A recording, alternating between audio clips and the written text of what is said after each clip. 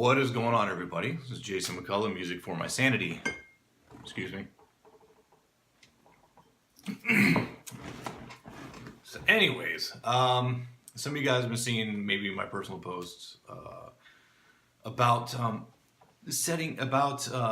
vintage stereo equipment use for studio purposes. Okay, now this is something I've been on for a while. I have used some of your cheaper monitors. I've heard cheaper monitors at other people's houses, other people's studios. Basically anything you can afford, or anything I can afford, So let's say, without hurting yourself too much, something in the $500 and below range for a pair of powered studio monitors. Okay, now here's where it gets fun. If you're going to buy a pair of 3.5-inch driver M audio, or really anything, a 3.5-inch driver is not going to be honest. It's not, simply not going to be honest at all.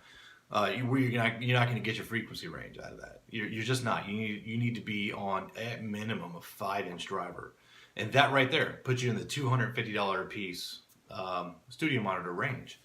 Now, everybody tells you, everybody online, not just online, but all the research, all your studio websites, everybody wants, there's some truth to it, that they say you need a flat monitor. You need a flat set of studio monitors so you can hear honestly what your mix is doing. Okay, here's where the term honest is actually a bunch of bullshit. All right, so let's say you get a set of the K-Rocket, KR, whatever speakers. You get a set of JBLs, you get a set of Yamahas, and you get a set of Kali monitors, and make them all the same spec. 6-inch driver, tweeter, blah blah blah. Yeah, make them all the same. All of those are going to sound vastly different. None of them are going to sound the same at all. More than likely, they don't even have the same amplifiers inside of them. They don't have the same build. They're as much as they want to take the color of the casing away from the speakers, because the truth is, when you want a monitor, you don't want to get too much color from the casing. So the wood or the plastic, things like that. So there's usually a lot of dampening material inside of there, because what you want to hear is an uncolored tone coming straight out of that speaker, straight at you. And dude, you're not going to get that unless you're dropping on Atom stuff or above. So you 500 and above, and that's just barely breaking into it. So what does that leave the rest of us? Now it's hard to filter out the bullshit from the reality and the truth. And now the bullshit is the idea that you're actually getting any kind of quality in those tiny ass little amplifiers that they put in the consumer grade monitors.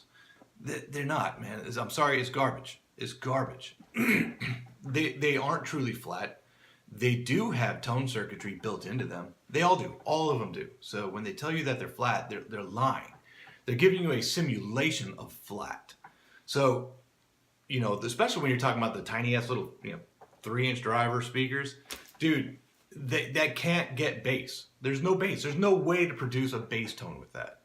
So they are enhanced in those frequencies, but in a way that in a laboratory comes out pretty flat for a bigger speaker.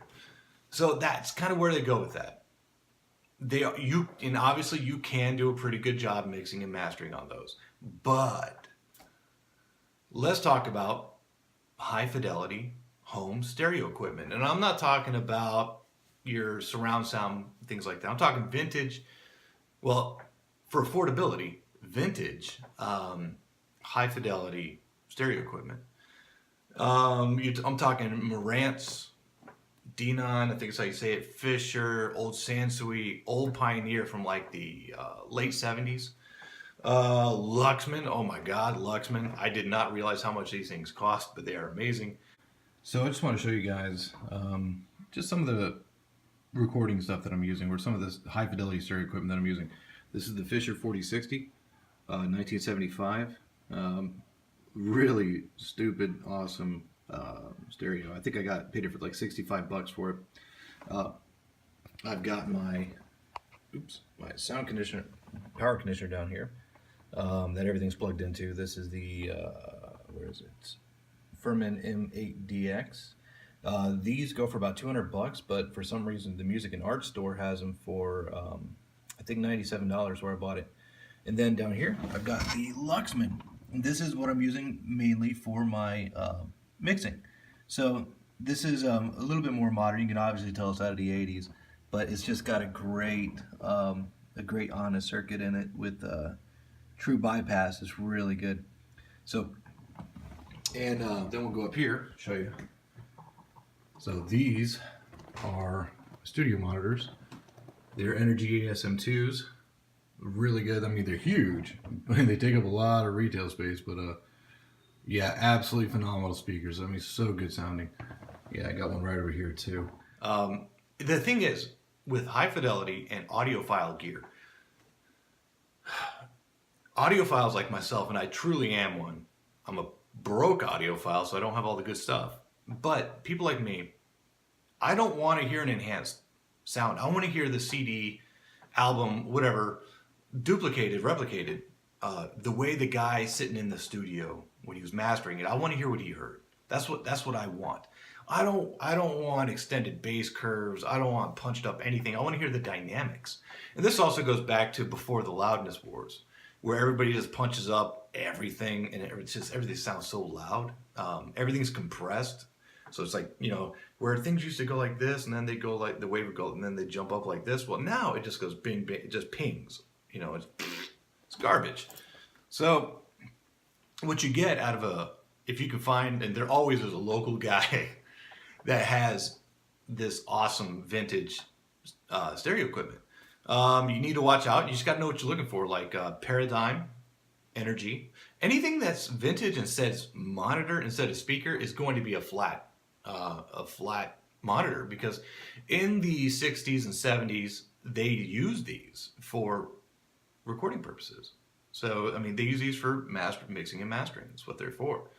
With audiophiles, what we want is that perfect replication of what the guy intended us to hear. Uncolored, unflavored, unsaturated, just honest is the biggest thing. So I went to a local guy here in Lexington, South Carolina. This dude has an insane amount of gear. I'm talking just nuts. It's awesome though. He bought almost all of it brand new. He is just obsessed with sound. People talk about the issue between the energy draw between the woofer and the tweeter, right? That is where this whole bi-amp thing inside of a powered studio monitor comes into play. But again, those are really shitty little amps. They're really crap, man. They're not good. But if you're not maxing out your system and if you've got a 100-watt amplifier and you're only listening to this thing at moderate levels, I mean low to moderate levels, just to hear the detail, dude, not gonna happen. You're never gonna cross that threshold where one side is pulling too much power to really get the clean tones out of the other. So if I'm not cranking the bass on this thing, if I don't have the volume just blasting, I'm not going to be sapping energy away from that tweeter. Now, on these Energies, they don't have the bi-amp set up on these speakers, but on the Paradigms and old B&W speakers, if you look on the back, there's actually two sets of power inputs. Now, both of my new stereos are bi-amped, so I can run a separate signal to the tweeter and a separate signal to the woofer. Both perfectly flat, perfectly bypassed, perfectly clean. No color, no flavor, no nothing. No EQ, no tonal enhancements, no nothing. It actually bypasses the tone stack completely. So it kind of think about like a preamp. It bypasses the preamp. So you're just getting the true sound coming from your input source, which is great.